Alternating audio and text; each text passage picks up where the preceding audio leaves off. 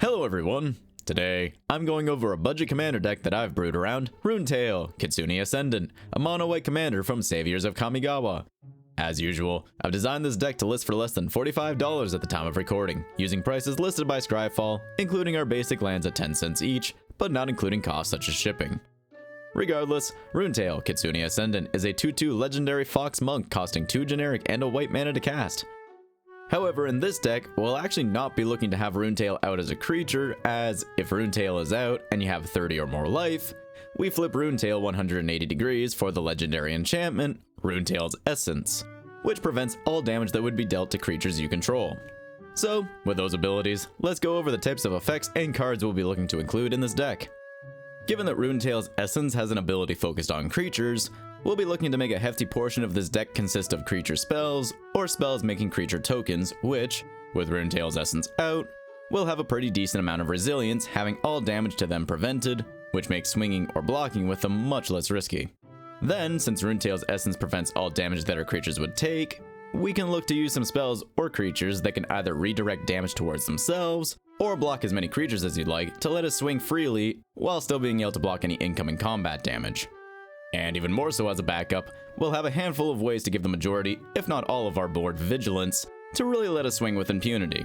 Now with a bunch of creatures on the board that can block with impunity, hopefully you'll be able to keep your life total above 30 with relative ease through a good chunk of the game, but we will still include a few creatures with lifelink, along with some other life gain sources just to keep that life total topped up a bit, and to ensure that we can access Rune-Tail's enchantment side easily in the case that it gets removed a few times earlier in the game.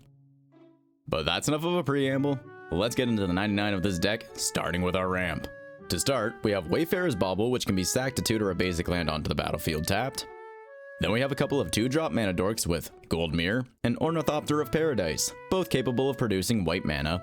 And then for a selection of mana rocks, we can start with Arcane Signet and Marble Diamond, which can produce white mana. And then for generic mana producing rocks, we have Prismatic Lens, the Iron Crag, Mind Stone, Liquimetal Torque, and Fractured Power Stone.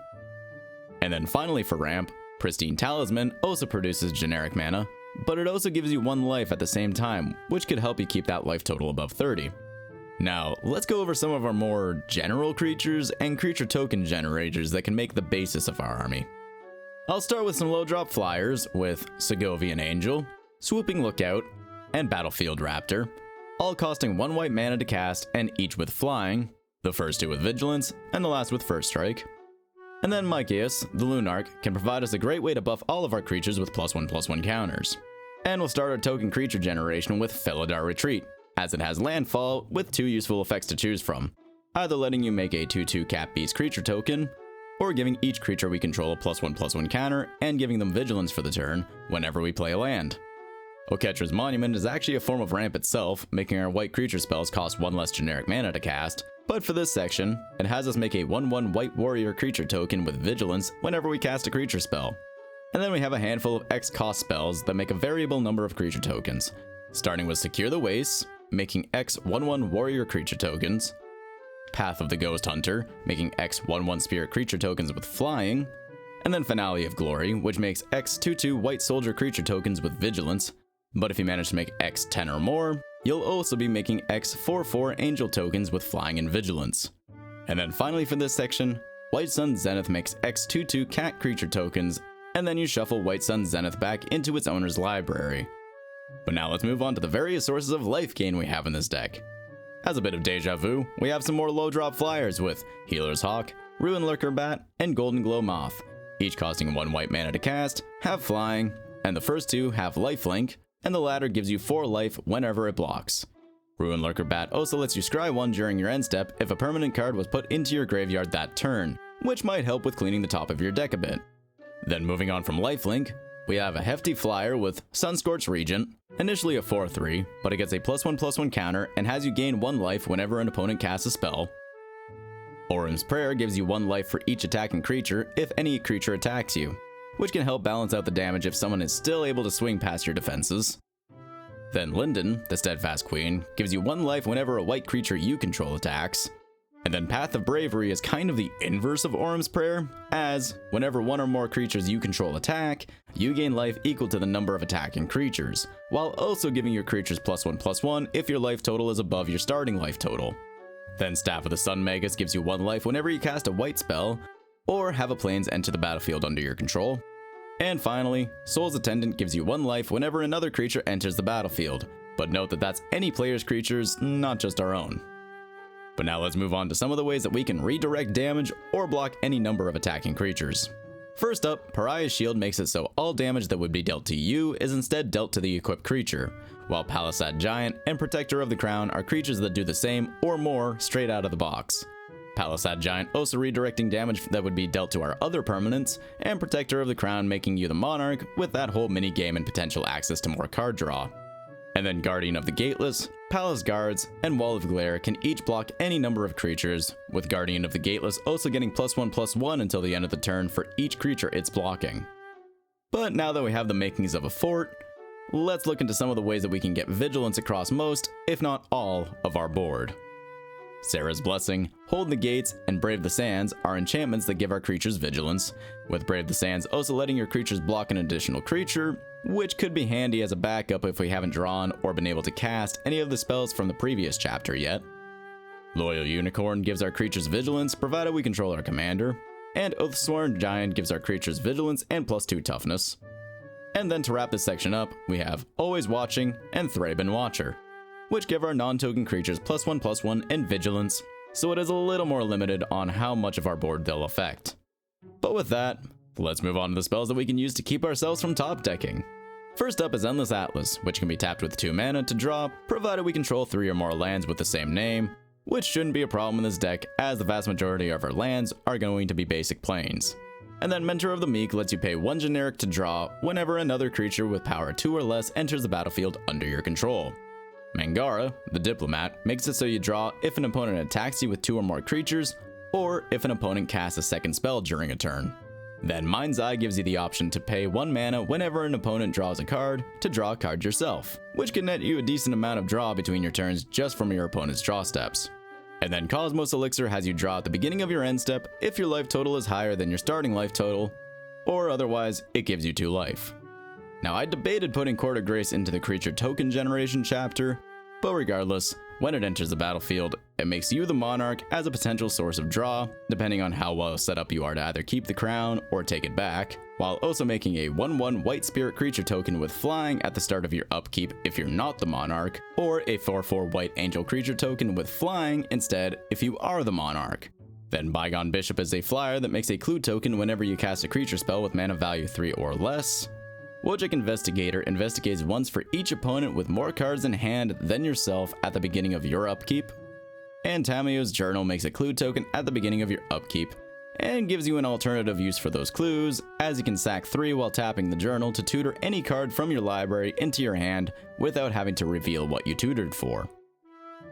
Then finally, we have Horn of the Mark, which has us look at the top 5 cards of your library whenever you attack a player with 2 or more creatures, which you can reveal a creature card from amongst those 5 and put it into your hand, putting the rest onto the bottom of your library in a random order.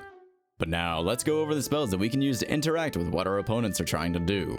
First up, we have Swords to Plowshares and Path to Exile, letting us exile a target creature, and Reduce to Memory, which exiles a target non-land permanent, though that one's only at sorcery speed. Then Stroke of Midnight lets us destroy a target non-land permanent, Westfold Rider can be sacked to destroy an artifact or enchantment, and Sanctify destroys a target artifact or enchantment while also giving us 3 life.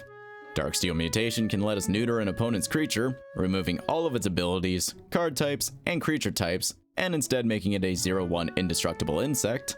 And then 8.5 Tails is a way to give us a bit of insurance on Rune-Tail's essence, as we can choose to protect it from white, and then turn any spell, including enchantment board wipes, white, so that they won't affect our commander enchantment.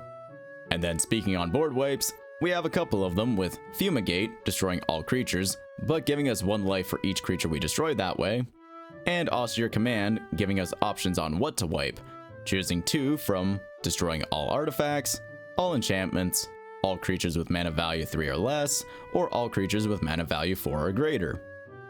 But now that we've gone through all of the spells in this deck, let's go over that land base. First up, Myriad Landscape is a bit of ramp on land, as it can be sacked to tutor 2 basic lands of the same type onto the battlefield tapped.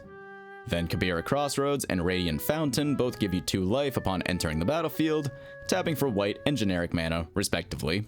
Then Windbrisk Heights gives us a bit of wacky card access, as it has Hideaway 4, letting you look at the top 4 cards of your library when this land enters the battlefield, of which you exile one of those cards, putting the rest onto the bottom of your library, which you can then cast the exile card if you attacked with at least 3 creatures that turn by tapping Windbrisk Heights with 1 white mana. Then War Room and Minas Tirith straight up give us some access to card draw on lands.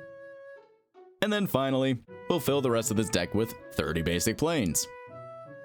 But now that we've gone through all 100 cards in this deck, let's take a look at that price. And as you can see here, this deck is currently listing around $44.50 at the time of recording, which does include our basic lands at 10 cents each, but this cost won't include things like shipping. And before I close out this video, I'd like to suggest a handful of cards that you may wish to modify this deck with, especially if you're willing to have a bit larger budget. First up, as a few more ways to protect Rune-Tail's essence as an enchantment, we could use Fountain Watch or Greater Auramancy to make it so our enchantment commander can't be targeted. Indestructibility can make it indestructible, and Rebuff the Wicked would allow you to counter a spell trying to target it. Then cards like Chivalric Alliance and Fireman Commando can give us more access to draw. Soul Warden gives a very similar effect to Soul's Attendant, having us gain a life whenever another creature enters the battlefield, though it's not a May ability on Soul Warden. And Suture Priest does similar, giving us 1 life whenever a creature enters the battlefield under our control.